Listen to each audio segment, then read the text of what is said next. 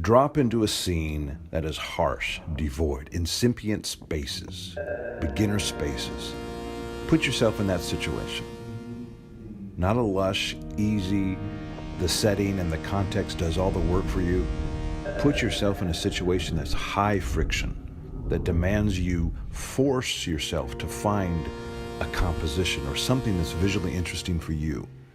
That is how you start to grow your perception. Your memory, your creative capacity has to expand because of the N200 spike and because of the P300 spike. It is searching for that. It is looking for that, because at first glance there's nothing of interest here. It's vacant. But no shortcuts. You need to look around. You'll have to pore over this scene to excavate or uncover any kind of details, anything that's visually interesting for you, that shows line or texture, or color or connections. You have to force yourself into a state of active vigilance to train your brain to fire its highest level attention signals on lowest yield data, like this location. Become a precise observer. It updates your brain's model of your world, your perception. You look past utility of space, of the setting, and view it as a raw creative energy.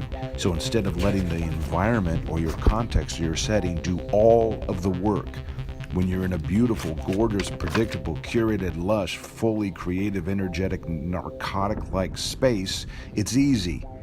But what happens when you're in a more of a jarring or harsh, friction-heavy environment?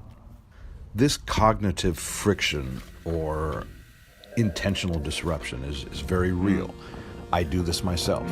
It's an active process. So go find your setting, go find your environment. And maybe there's some worth here, just to put this out there as something that you can try. It's an exercise, a challenge, however you want to frame it in your mind.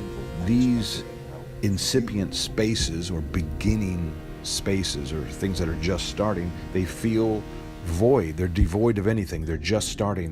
Most people would pass it by and not really, there's nothing there. Just part of the way that I think, and it's part of a practice. It's just something that I like the challenge of that. It's finding the depth in scarcity. Put yourself in a situation like that. See what happens when you start to really have to force yourself to look for something of visual interest for you that you can somehow draw upon with whatever you're working on.